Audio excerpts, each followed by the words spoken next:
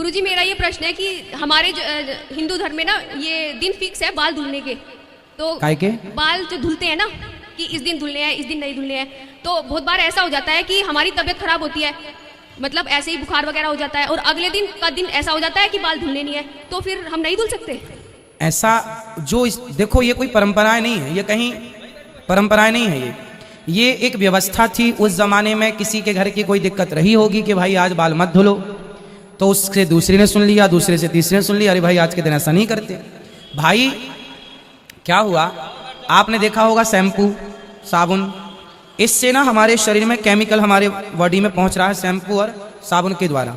तो हमारे बड़े बुजुर्गों ने नियम बना दिया कि भाई आप लोग कहीं इन चीज़ों से अपना सेहत ना बिगाड़ लें, तो एक दिन साबुन मत लगाओ, इसी बहाने आपकी बॉडी को रिलैक्स मिलेगा, केमिकल से बचाव होगा, इन चीज़ों से बचाव होगा। इस वे पर ये बातें कही गई थी, है ना। इनका कोई हमारे यहाँ ना मिट्टी से नहाने की परंपरा रही है, माटी से नहाइए। और बाल वाल धुलने का ऐसे नहीं, हमारे यहाँ तो देखो स्त्रियों का तो अलग मैटर है, बाल धुलने का स्त्रियों का ऐसा, स्त्रियों के बाल होते हैं लंबे बड़े, और मौसम ठंडी का है, यदि सर्दी का मौसम है और महिलाओं ने बाल धुल लिए तो सास को चिंता होती थी कि बहू बाल धुली है, यदि सर्दी हो गई जुकाम हो गई तो मुझे ही दवाई करानी पड़ेगी। तो सास होती थी कंजूस, वो टालती रहती थी आज मत धुल बाल, अभी थोड़ा मौसम और ठीक होने दे, अभी मत धुल बाल, अब 12 बजे धुल लेना। तो बहू बोली 12 बजे कल ही धुलूंगा, तो कल सवेरे नहाई 5 बजे, तो बहू ने कहा नहीं आज ही मत धुलना, 5 बजे नहाएगी, पानी जाएगा, ठंडे हो जाएगी, बीमार पड़ जाएगी, मेरे पैसे लग जाएंगे, तो टालती गई।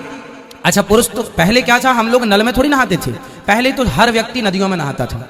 आज के 100 साल पहले हर व्यक्ति या तो नदी में या तो तालाब में या तो झीलों में या तो ये व्यवस्थाएं थी, हर आदमी खुले में नहाता था। मीन्स नदियों में स्त्रियों के घाट अलग हुआ करते थे, पुरुषों के घाट अयोध्या जी में आज भी आपने देखा होगा, सीता घाट अलग है, राम घाट अलग है, महिलाओं के नहाने की जगह अलग थी, पुरुषों की अलग थी।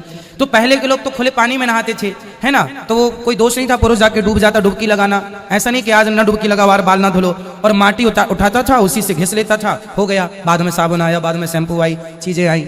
तो सास अपने पैसे बचाने के चक्कर में भी ये परंपरा बना सकती है ताकि महिलाओं को सर्दी ना लगे, और ये आपकी सेफ्टी भी है भाई। अब वो सर्दी में सास ने कह दिया होगा आज बाल ना धुलो, तो क्या हो गया, फिर वो बहू ने कहा, अब अपनी बहू को कहा सुन मेरी सास ने कहा था बाल नहीं धुलना आज के दिन, लो वो याद करके बैठ गई, दिन परंपरा बन गई, ऐसी परंपरा बनी है।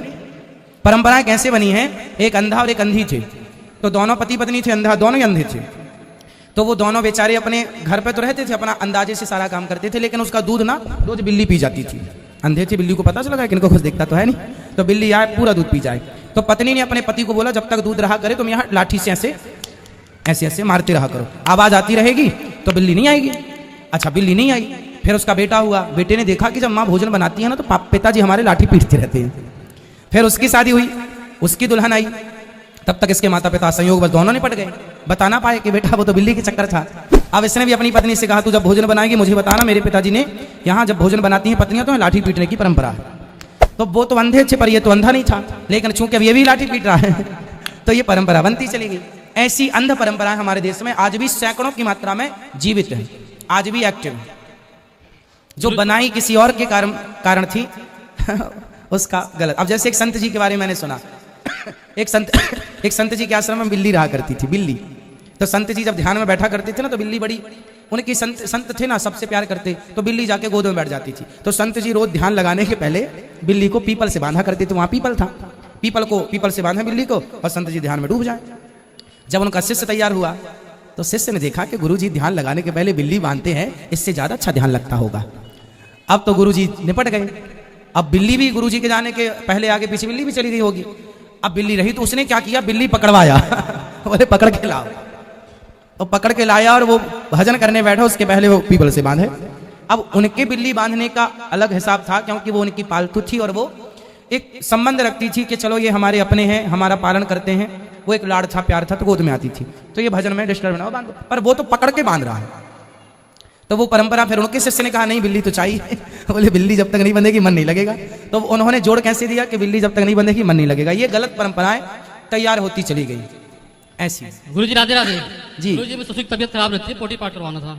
ठीक है करा लो, अभी मार्च में होगी। उनकी फोटो लगेगी?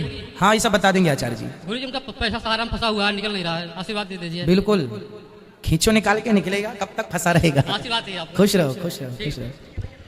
राधे राधे गुरुजी। जी गुरुजी 2 साल पहले मेरे माताजी के दिमाग के नसों में क्लाउड आ गया था। तो डॉक्टरों ने भी हाथ खड़े कर दिए थे कि इनका कुछ नहीं हो सकता। पर किसी एक सज्जन ने मुझे बताया कि आपकी कथा इनको सुनाए, हाँ फर्क पड़ेगा। हाँ। और गुरुजी जब से इन्होंने आपकी कथा सुनना स्टार्ट करी है, मेरी माँ बिल्कुल एकदम भगवान की कृपा से बिल्कुल सही है। वाह, और आपको ये प्रणाम करना चाहती है। खुश रहिए मैया जी, खुश रहिए। गुरुजी एक चीज और पूछा था, मैं आज आपके वृद्ध माताओं को दर्शन करने के लिए गया। मैंने वृद्ध माताओं के दर्शन करे तो मेरे आंखों में आंसू भी रुक रहे थे। मैं ये सोच रहा था कि लोग ऐसे कैसे कर सकते हैं, ऐसे कैसे। देखिए कैसा कैसा करते हैं लोग। आप यहाँ माताओं का दर्शन किया, आपको अच्छा लगा? जी बिल्कुल। बिल्कुल, बहुत लोगों की आंखों में आंसू आ जाते हैं जब वो यहाँ की सेवाओं को देखते हैं। कुछ बेटे कितने निर्दयी होते हैं जो अपनी माँ को निकाल देते हैं, और ये दास उनका बेटा बन के जैसे बना